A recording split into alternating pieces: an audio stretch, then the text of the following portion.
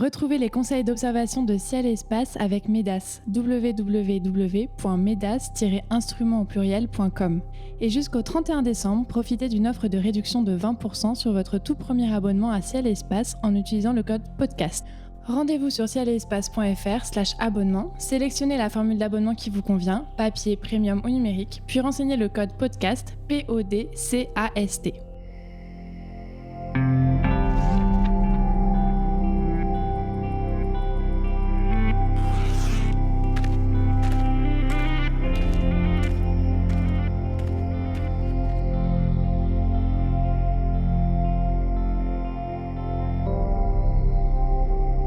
Bonjour et bienvenue sur les podcasts de Ciel et Espace pour une nouvelle émission consacrée au spectacle du ciel nocturne.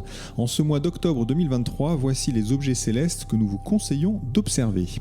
Jupiter et la Lune à 3 degrés en surplomb dans la nuit du 1er au 2 octobre, les étoiles filantes draconides à leur maximum le 9, la comète Hartley 2 qui passe au plus près du Soleil le 12, le Soleil qui s'éclipse sur le continent américain le 14, les satellites galiléens de Jupiter parfaitement ordonnés auprès de la géante le 14 aussi, Vénus, splendide dans le ciel du matin autour du 24, et la Lune qui s'éclipse en partie le 28.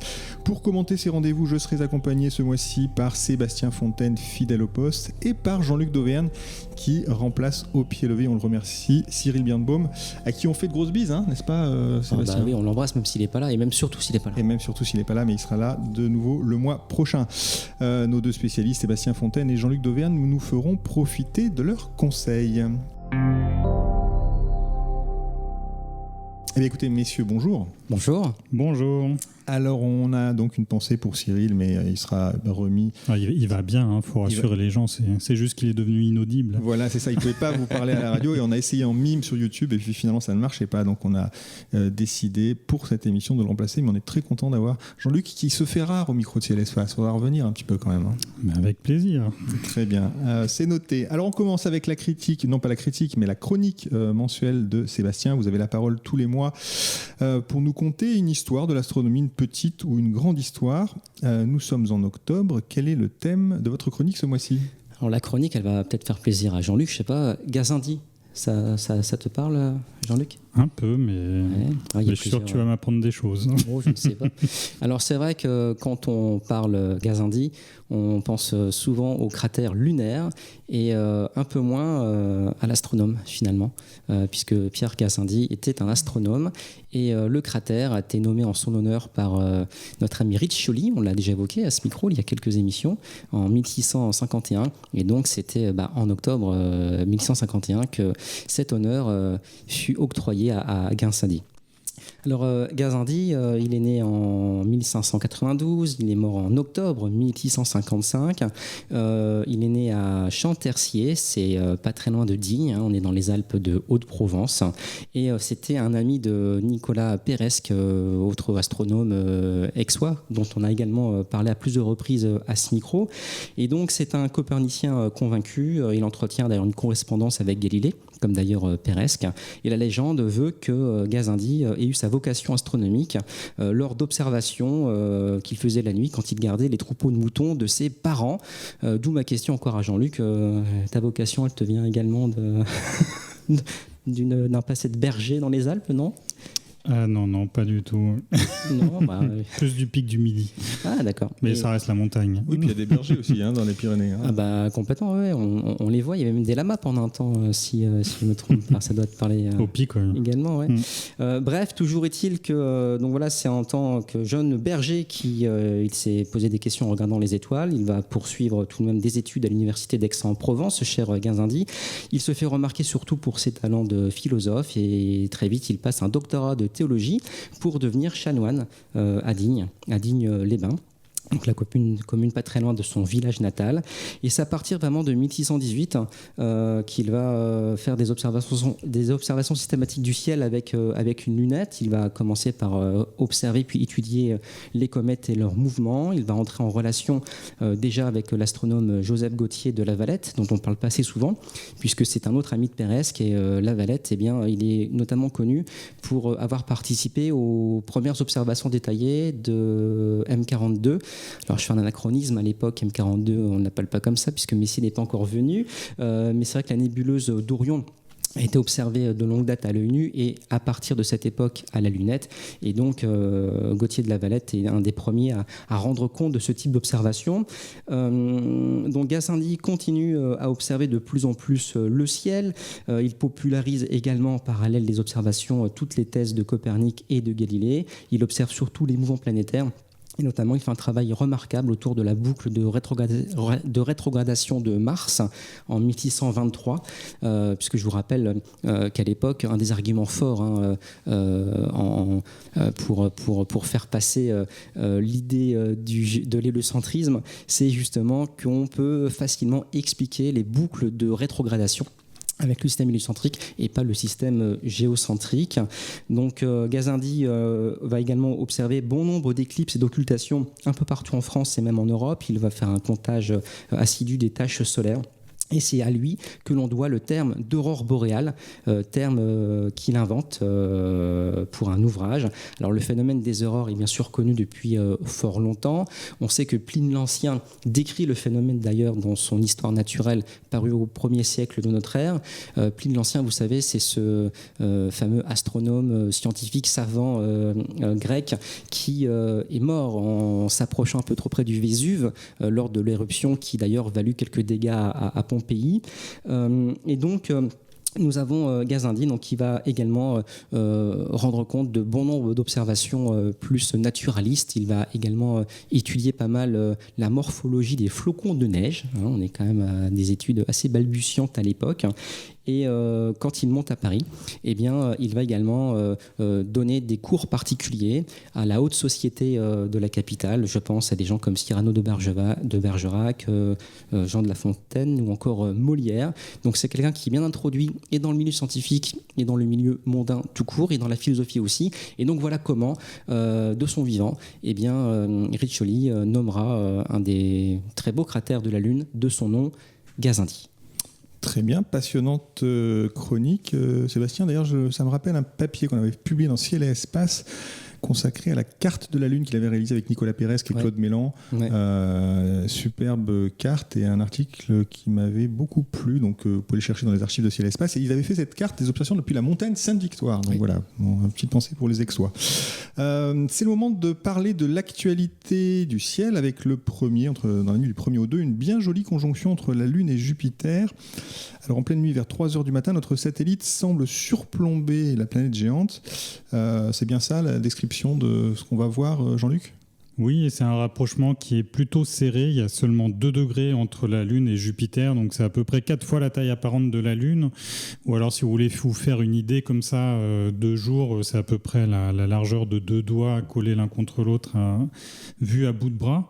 Donc c'est un rapprochement plutôt serré et ça varie énormément en fait d'un mois à l'autre, dans la mesure où la Lune n'est pas exactement dans le même plan que la Terre et que l'écliptique. Donc elle va osciller autour de ce plan et du coup elle se rapproche plus ou moins des planètes. Donc là c'est un rapprochement qui est quand même très favorable. Donc c'est une belle observation à faire aux jumelles évidemment. Là la Lune est gibbeuse. Donc si on prend n'importe quelle paire de jumelles, on va commencer à avoir des cratères.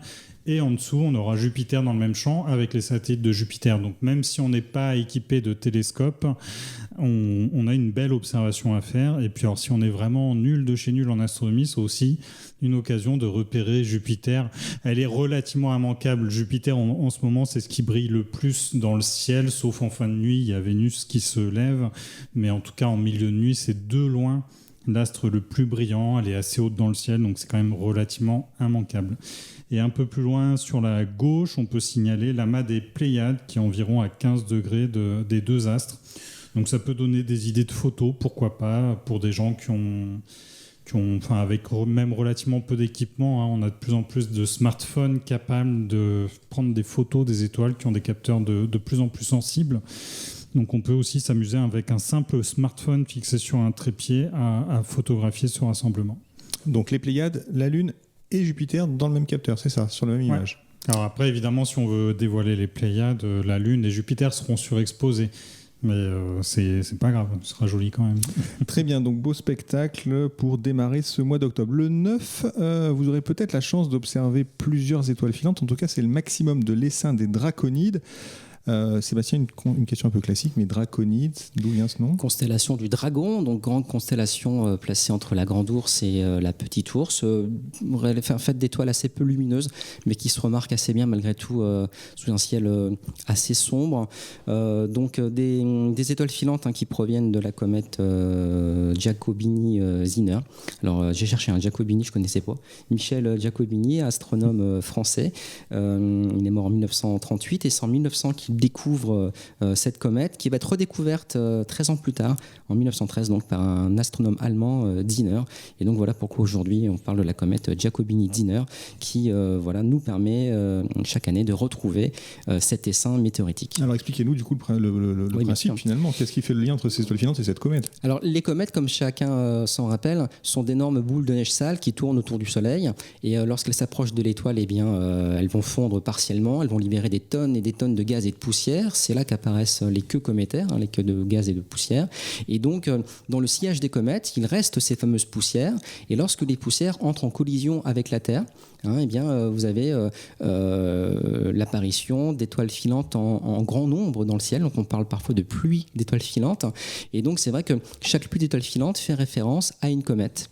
Donc là, pour le coup qui nous intéresse, c'est Giacomini-Zinner. Donc on traverse au mois d'octobre, tous les mois d'octobre, un espèce de nuage laissé finalement, de poussière laissée par cette comète. Exactement, et une des particularités de ces comètes, de ces étoiles filantes, qu'on attend donc au début du mois d'octobre, c'est qu'elles sont relativement lentes. On estime à 20 km par seconde la vitesse de pénétration dans l'atmosphère. Ça peut monter bien au-delà des 100 km par seconde. Donc la conséquence, c'est qu'on peut voir des étoiles filantes durant quelques millisecondes, quelques secondes, pourquoi pas, au-dessus de l'horizon. Pour bien les observer, c'est toujours la même chose. Vous avez les yeux les plus ouverts sur le ciel, donc pas d'instrument d'observation. Vous êtes simplement allongé sur une chaise longue. Au début du mois d'octobre, on peut espérer encore quelques soirées clémentes. Et donc, l'avantage de cette soirée, c'est que la Lune ne sera pas gênante. On est en fin croissant, dernier croissant. Donc, globalement, pas de pollution lumineuse côté Lune. Si vous êtes dans un environnement plutôt urbain ou périurbain, évidemment, les lampadaires peuvent vous gêner. Mais je vous rappelle qu'au cœur des grandes villes, on peut voir des étoiles filantes, y compris au cœur des grandes villes comme Lyon, Paris ou Marseille. Très bien, écoutez, donc tentez votre chance le 9. On passe au 12 avec une comète périodique 103P Hartley qu'on surnomme Hartley 2. Elle passe au plus près du Soleil ce jour-là. Alors il faut l'observer dès que possible et même la suivre tout l'automne car l'Association française d'astronomie organise une vaste campagne de sciences participatives autour de cet objet. Jean-Luc, vous pouvez nous en dire un petit peu plus sur cette campagne d'observation ? Oui, du coup, l'idée, c'est de mesurer les variations d'éclat de cette comète c'est pas une comète comme les autres, en fait. Il y a assez peu de comètes qui ont fait l'objet d'une mission spatiale et elle compte parmi celles-ci. Elle a été explorée par la sonde Deep Impact qui l'a survolée à seulement 700 km. Donc, c'est un objet qu'on connaît bien et puis c'est une comète périodique avec une période de 6 ans. Donc, on a des occasions assez fréquentes de la suivre, de l'observer. Et elle fait partie d'une classe de comètes un peu atypique par son activité, c'est-à-dire que par rapport à la taille de l'objet, l'activité est plutôt soutenue. Donc c'est plutôt une belle comète. Alors là, elle va monter à la magnitude 8, donc c'est plutôt une cible pour les télescopes. Mais si on a un télescope de 200 mm, par exemple, c'est un objet auquel on accède sans aucun problème.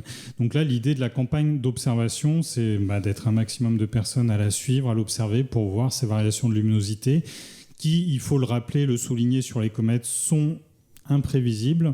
Enfin, c'est-à-dire qu'on peut prévoir ce à quoi on s'attend, mais dans la pratique, une comète peut dévier du comportement attendu. Il peut y avoir des sursauts d'activité, il peut y avoir des ruptures du noyau. Sur celle-ci, il y a peu de chance. Elle est connue depuis 1986 et elle ne s'est pas cassée jusqu'ici. Donc, ce serait quand même, on espère qu'elle va traverser ce mois d'octobre. Malchance, ou alors un coup de chance, parce que quand elles se brisent, en général, elles sont beaucoup plus brillantes. Oui, et puis là, ce sera particulièrement intéressant d'avoir du monde qui l'observe. Mais voilà, en tout cas... prévoir la luminosité des comètes, c'est un peu comme une prévision météo, quoi. On a une idée, mais on peut se tromper, donc d'où l'intérêt de la suivre. Et là, la campagne de sciences participatives lancée est intéressante dans la mesure où l'appel à contribution est avec un peu tout moyen d'observation, y compris de l'observation visuelle. Donc même en étant peu équipé, il suffit d'avoir un télescope sous la main et on peut participer à cette campagne de sciences participatives. Toutes les informations, on va les retrouver sur le site de l'Association française d'astronomie. Il y a une page dédiée et surtout, il faut aller sur la chaîne YouTube de l'Association française d'astronomie. Il y a plusieurs webinaires qui ont été mis en ligne pour donner plus de détails sur comment procéder, comment observer, etc. Voilà, donc si vous voulez participer à cette campagne, précipitez-vous sur le site de l'AFA, donc afastronomie.fr ou plus direct sur la chaîne YouTube de l'Association française d'astronomie. On passe au 14. Alors le 14, la Terre sera gratifiée d'une belle éclipse annulaire de soleil. Alors malheureusement, elle ne passera pas en France, il faudra être en Amérique pour l'observer. Sébastien, en 2 mots pour nos auditeurs d'outre-Atlantique, et d'ailleurs ils sont nombreux, par où passe l'éclipse ? Alors elle va commencer par l'ouest américain pour traverser une partie d'Amérique centrale et finir du côté du Brésil. Alors c'est la nouvelle lune ce jour-là, la lune va se placer quelque part entre le soleil et la Terre. Mais sur Terre, il faut être au bon endroit pour profiter du spectacle. Malheureusement, quelque part, toutes les conditions semblent réunies pour assister à un joli spectacle ou un très très beau spectacle. Le très beau spectacle ne sera que joli, puisque l'éclipse, vous l'avez évoqué, n'est qu'annulaire, ce qui veut dire qu'il restera malgré tout un anneau de soleil. Vous vous rappelez, la distance Terre-Soleil varie, la distance Terre-Lune aussi, et donc sur ce coup-là, eh bien, la Lune se trouvera bel et bien alignée, mais un peu trop loin de la Terre, si bien que son diamètre apparent ne couvrira pas complètement le diamètre apparent du Soleil. Je vous rappelle que c'est pas un hasard incroyable que la Lune peut parfois cacher tout le Soleil. La Lune est 400 fois plus petite que le Soleil, mais 400 fois plus proche de la Terre que lui. Donc on a un rapport 1 pour 1 quasiment quand la Lune peut passer devant l'étoile. Et donc les auditeurs, je les sais très nombreux, effectivement, de ce côté du monde. Et j'ai une pensée pour 2 d'entre eux qui préparent l'observation. Donc en Colombie déjà, où notre ami Luc Matthews prépare le choix du site d'observation qui n'est pas à négliger. Pour ce type d'observation, il vaut mieux se rapprocher de la bande de centralité, là où l'éclipse va être la plus longue. Et en Colombie, eh bien, l'éclipse va durer près de 4 minutes. Ça veut dire que pendant près de 4 minutes, eh bien, vous aurez ce très bel anneau de soleil, cette éclipse annulaire. Et puis, autre pensée pour l'observatoire de Panama City, avec René Delgado, qui, lui, prépare ses équipes pour justement faire la grande fête autour de cette éclipse. Très bien, écoutez, bonne éclipse à eux. Et puis si par hasard vous êtes en vacances, évidemment, ne manquerez pas cet événement. Et pour se consoler en France de cette éclipse invisible, on pourra se tourner vers Jupiter le même jour, le 14, puisque Io, Europe, Ganymède et Callisto seront visibles dans cet ordre autour de la géante. Il se trouve, Jean-Luc, que c'est leur ordre naturel. Est-ce que des jumelles suffisent pour voir cet alignement ?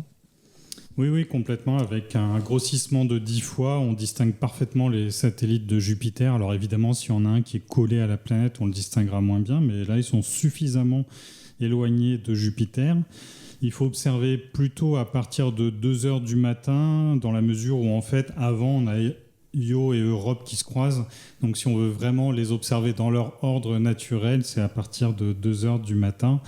Et le plus éloigné, Callisto, est vraiment distant de la planète, donc on le voit sans problème bien détaché de Jupiter. Ce qu'on peut recommander, c'est essayer de se stabiliser au maximum. Jupiter est relativement haut dans le ciel en ce moment, donc pourquoi pas s'allonger dans l'herbe, dans un transat, ou sinon trouver un moyen de se caler. Ça peut être sur une chaise en posant bien ses coudes sur les accoudoirs. Tout ce qui apporte de la stabilité est bon à prendre, mais même à main levée comme ça, un peu au débeauté, on arrive à voir les satellites. Simplement, on a une image qui tremble un peu et on s'en rend d'autant plus compte qu'on observe des sources ponctuelles.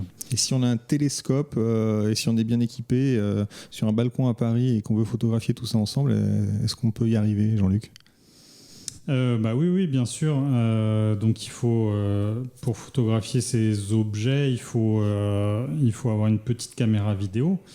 Il y a de plus en plus de modèles de caméras abordables pour ce genre d'application. Dans les 200-300 €, on peut s'équiper en caméra performante. La seule chose, il y a 2 conditions après à remplir. Il y en a une qui est d'augmenter la focale du télescope. Nativement, elle est rarement suffisante, sauf quelques télescopes qui sont ouverts à 15, c'est-à-dire qui ont 15 fois plus de focale par rapport à leur diamètre. Mais sinon, il faut essayer d'arriver dans une fourchette de 15 à 25 en termes de rapport focal sur diamètre. Et puis l'autre chose, c'est attendre que la planète soit bien haute. Ça, c'est important en fait. Quand elle est un peu basse, on a des phénomènes de réfraction atmosphérique qui vont dégrader un petit peu la qualité de l'image. Mais là, en fait, on a de la chance sur Jupiter depuis l'année dernière. Elle a bien repris de la hauteur et on est un peu moins soumis à ces problèmes de réfraction atmosphérique.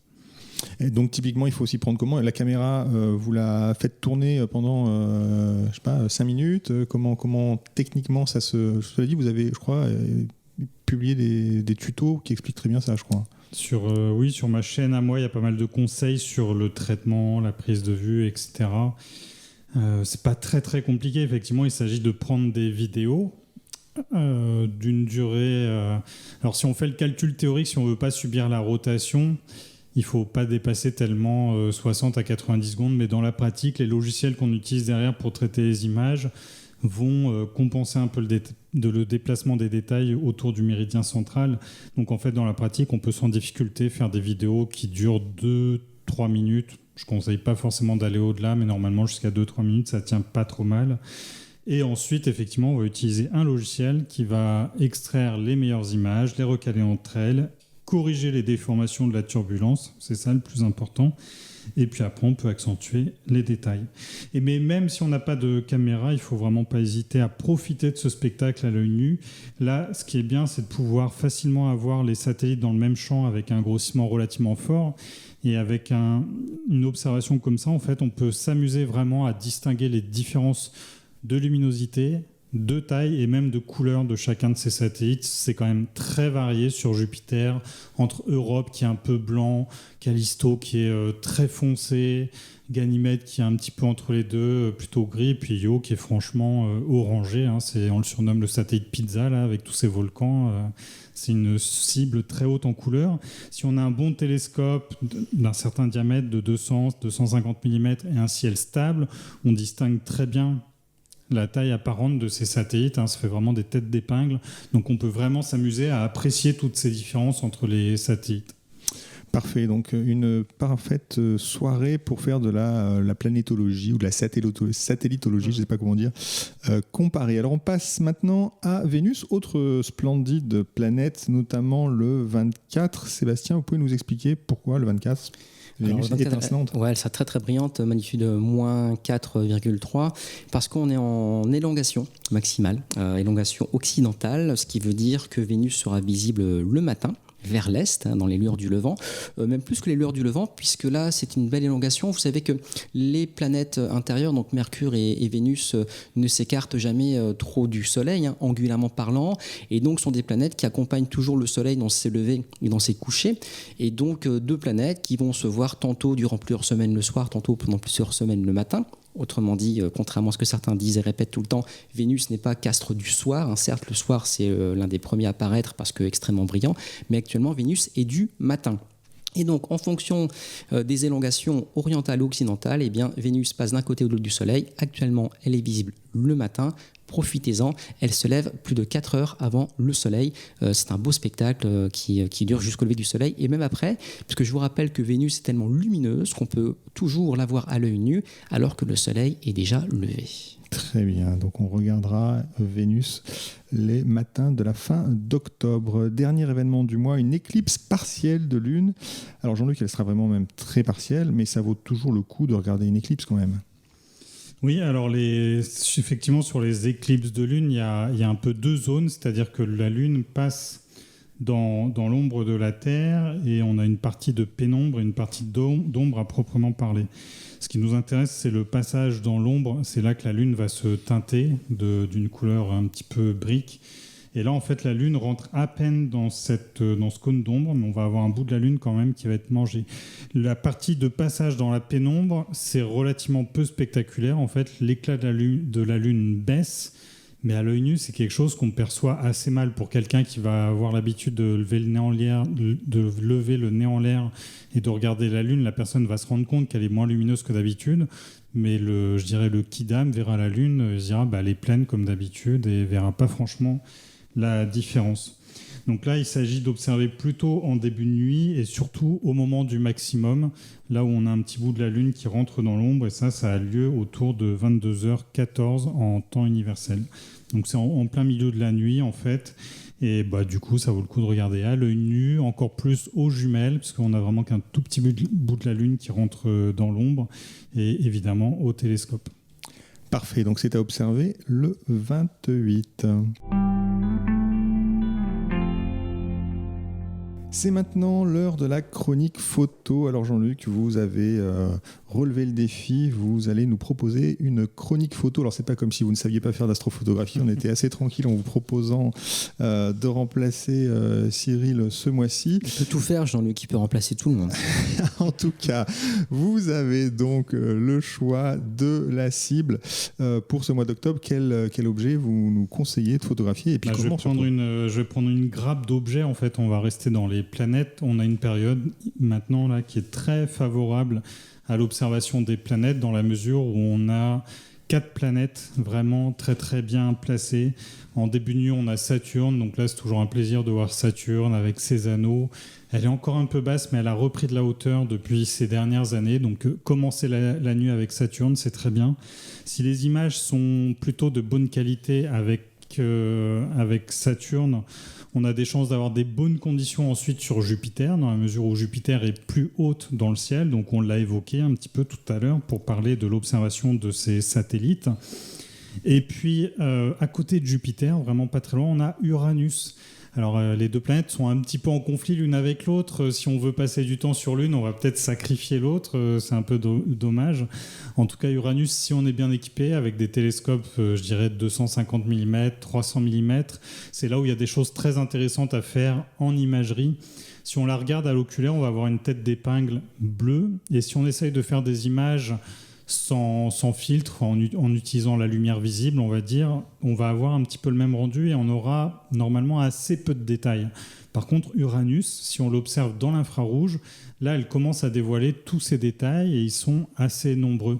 En fait, sur Uranus, ce qui se passe, c'est que sur toutes ces planètes, l'atmosphère est assez contrastée dans les bandes d'absorption du méthane. Et sur Uranus, ces bandes sont assez larges et elles remplissent pas mal le spectre infrarouge. Et du coup, c'est des longueurs d'onde où elle est très, très visible. Donc, il faut prendre un filtre rouge qui laisse passer la lumière à partir de 610 ou 640 nanomètres, par exemple. Et là, on aura, si le ciel est stable, on arrivera à dévoiler quelques détails sur cette planète. Donc une caméra standard, enfin c'est des standards, et un filtre rouge suffisent pour voir ces... Voilà, alors idéalement, si on peut, on va utiliser de préférence une caméra monochrome, mais c'est même pas forcément obligatoire. En fait, la plupart des caméras couleur vendues actuellement ont une matrice de Bayer devant leur pixel, c'est ce qui permet d'avoir le rendu de la couleur, c'est-à-dire qu'un pixel a un filtre vert, le voisin a un rouge, encore un voisin a un bleu. Et en fait, ces pixels, cette matrice de Bayer, elle tend à devenir transparente dans l'infrarouge. Donc si on filtre à partir de 700-740 nanomètres, là on se retrouve à avoir une caméra couleur qu'on peut quasiment utiliser comme une caméra monochrome. Il faut refaire la balance des blancs pour avoir une image grise, mais on va vraiment l'utiliser quasiment comme une caméra monochrome. Il y a simplement les pixels verts et bleus qui transmettront un peu moins de lumière, mais quand on s'éloigne encore dans le spectre à 800 nanomètres, ça devient complètement transparent. Si bien d'ailleurs qu'actuellement, les meilleures observations qu'on peut faire de Jupiter avec un filtre centré sur la bande d'absorption du méthane, donc qui est assez loin dans l'infrarouge, c'est à 890 nanomètres. Ces observations-là se font souvent avec des caméras couleur, dans la mesure où les capteurs les plus sensibles dans l'infrarouge actuellement sont sur des caméras couleur. Et donc c'est assez paradoxal, mais en fait là on est tellement loin dans l'infrarouge que la matrice de Bayer devient vraiment totalement transparente et on a une image comme ça on a un bon rendement, c'est très performant. Il ne faut pas un équipement extraordinaire pour voir en fait les planètes dans l'infrarouge finalement. C'est ça, c'est ce qu'on évoquait tout à l'heure, c'est que simplement il va s'agir d'avoir un télescope avec un minimum de diamètre. n'importe quel instrument va fonctionner, mais si on veut aller sur Uranus dans l'infrarouge, là je recommande quand même d'avoir au minimum 200-250 mm. Ça semble... la planète est très petite et en fait quand on va dans l'infrarouge, le télescope perd en résolution. C'est pour ça que des images issues de radiotélescopes, donc très très loin, enfin au-delà de l'infrarouge, ce sont des gros instruments et les images ont en général moins de résolution que ce qu'on va faire à la limite avec le télescope qu'on a dans son jardin. Et donc un peu plus tard dans la nuit, surtout si on a acheté un filtre infrarouge, il ne faut pas manquer Vénus. C'est un peu la même histoire que sur Uranus. La planète dans le visible montre aucun détail, ou alors très très peu, c'est très subtil, c'est vraiment très difficile de les dévoiler. Par contre, elle est riche en détails dans l'infrarouge et dans l'ultraviolet. Donc le filtre qu'on a précédemment évoqué dans l'infrarouge peut parfaitement fonctionner sur Vénus. Et si on a un bon site et qu'on est un peu joueur, on peut essayer d'aller dans l'ultraviolet, sachant que c'est plus difficile, la turbulence atmosphérique est plus forte, et les caméras ont tendance à être peu sensibles dans l'ultraviolet. Et là, pour le coup, les caméras couleurs sont à proscrire. Tout simplement, il faut vraiment avoir une caméra monochrome. Donc l'ultraviolet, c'est globalement plus technique. Mais à contrario, les filtres infrarouges tendent à atténuer la turbulence atmosphérique par rapport à ce qu'on a dans le visible. Donc ça, c'est plutôt intéressant. Très bien, écoutez, merci beaucoup pour ce conseil photo multi-longueur d'onde. On l'aura compris. Écoutez, nous approchons de la fin de cette émission. Sébastien, Jean-Luc, c'est le moment de dévoiler vos coups de cœur. Je répète à chaque fois cette liste, un astre, un livre, une exposition, une mission spatiale, une manifestation ou une surprise, c'est à vous de voir. En fait, il faut quand même que ça parle d'astronomie. Vous avez carte blanche, Sébastien, à vous l'honneur. Alors c'est pour mon cadeau d'anniversaire. Ah, c'est quand ? C'est le 16 octobre. Mais oui, mais bien sûr, le 16 octobre. Évidemment, c'était encore oublié dans les chroniques. Oh là là là là. Bon, c'est tout. Presque une éclipse. Donc le 16, entre la comète et l'éclipse. Et l'éclipse, voilà. Blague à part, donc il y a une nouvelle gamme de planétarium domestique qui sort chez Sega. Sega, ça vous parle certainement au niveau jeux vidéo, mais Sega Toys, depuis une quinzaine d'années maintenant, développe des petits planétariums. On peut avoir ça dans les chambres de nos enfants, pour ne pas dire dans nos chambres, Jean-Luc. Ça marche. J'en ai un, oui, c'est plutôt chouette. Et donc, il y a une nouvelle gamme qui sort avec un rendu du ciel moins flou, peut-être que sur certains modèles que moi j'ai pu avoir à la maison. Alors l'idée, c'est pas forcément de faire de votre intérieur un planétarium comme à la Cité des Sciences ou au Palais des Découvertes, mais c'est le prétexte quand même pour parler un peu d'astronomie, pour rêver. Et c'est vrai que le ciel est assez bien rendu, et ces planétariums Sega Toys, la gamme commence à 130 € pour aller jusqu'à peu près 200 €, donc c'est pas non plus hyper onéreux. Et donc vous avez un jeu comme de diapositives finalement interchangeables qui vous permet de voir certes le ciel boréal mais également le ciel austral avec ou sans les figures des constellations, pourquoi pas avoir une vue zoomée sur des galaxies, des nébuleuses ou des planètes. Mais je pense que la meilleure option, c'est la plus simple et la moins chère, c'est-à-dire juste le ciel étoilé. Le ciel est en mouvement. Vous pouvez ou non choisir de laisser apparaître des étoiles filantes et donc profiter à loisir et à demeure de pluies d'étoiles filantes. Mais surtout, c'est assez hypnotisant de voir ce ciel étoilé un peu surréaliste. J'insiste, il y a quand même beaucoup d'étoiles. Je ne sais pas ce que Jean-Luc en pense. Je trouve qu'il y a beaucoup plus d'étoiles que ce qu'on peut voir à l'œil, même au sommet du pic du Midi. Mais ça reste un outil assez pédagogique si on veut, esthétique à coup sûr, qui fonctionne très bien, qui est fiable et ça réjouit autant les grands que les petits. Donc voilà, cette nouvelle gamme de planétarium Sega Toys, je pense que ça peut vraiment vous contenter. Merci beaucoup pour ce coup de cœur. Jean-Luc, quel est votre coup de cœur ? Explore Espace, c'est un festival qu'on organise à l'Association française d'astronomie. Donc un festival assez important qu'on organise 1 an sur 2. Il y a eu une précédente édition pour l'instant qui a été marquée par la présence de Charlie Duke, astronaute d'Apollo 16. Donc on recommence, ça a été un grand succès, c'était une première édition, donc c'est toujours difficile de savoir si on va avoir le succès, mais là le succès était au rendez-vous. D'autant que l'événement est accessible gratuitement, donc ça a attiré beaucoup de public, des habitants de Montrouge, vu que ça se passe à Montrouge. Et de Paris, c'est juste à côté, il faut préciser pour les gens qui ne connaîtraient pas, c'est un peu une extension du 14e arrondissement. C'est sur une ligne de métro parisienne d'ailleurs, oui. Exactement, sur la ligne 4. Donc ça se passe du 3 au 5 novembre. Donc c'est au Beffroi de Montrouge. Pour quiconque est allé à Montrouge, c'est un peu immanquable. C'est sur vraiment le cœur de Montrouge, sur la place principale de Montrouge. Donc la particularité de l'événement par rapport aux rencontres du ciel et de l'espace que connaissent sans doute tous nos auditeurs, c'est que là on a beaucoup de laboratoires qui viennent exposer du matériel, des expériences interactives. Donc il y a tout un espace d'exposition comme ça, vraiment lié à la découverte, à la découverte de ce qui se fait au niveau sciences, des expériences diverses et variées, l'occasion de discuter avec des chercheurs, etc. Et évidemment, à côté, il y a aussi de nombreuses conférences organisées. Il y aura aussi un space bus. Enfin, la liste est assez longue. Ce que je vous recommande, c'est d'aller sur le site. Il y a une page consacrée sur le site de l'Association française d'astronomie. Vous retrouverez tous les détails de l'événement. Et puis voilà, venez nombreux, c'est gratuit, c'est un public assez familial, plus qu'aux rencontres du ciel et de l'espace, où là c'est des gens déjà un peu avertis en général. Là il y a vraiment l'idée de s'adresser à un public encore plus large. Très bien, donc il faut réserver votre week-end du 3 au 5 novembre, donc là on est en octobre, mais ça vous laisse le temps de vous préparer. Et puis effectivement, c'est un événement qui vous permet de patienter entre deux éditions des RCE quand même, c'est une année sur deux, et bien voilà, l'autre année. Désormais, il y a Explore Espace, donc on vous y retrouvera tout début novembre. Eh bien écoutez messieurs, les éphémérides radio de Ciel et Espace sont terminées pour ce mois-ci. Merci à Jean-Luc Dauvergne et à Sébastien Fontaine pour leurs conseils d'observation. Merci à Nicolas Franco qui réalise cette émission. Elle était présentée comme chaque mois par David Fossé. Si ce podcast vous a plu, n'hésitez pas à laisser un avis sur votre application d'écoute préférée. Soutenez Ciel et Espace en vous abonnant sur cielespace.fr ou en vous procurant notre tout dernier numéro, qui est d'ailleurs consacré à la quête des exoplanètes. Bonne lecture à tous, bonnes observations et à très bientôt à l'écoute de nos podcasts.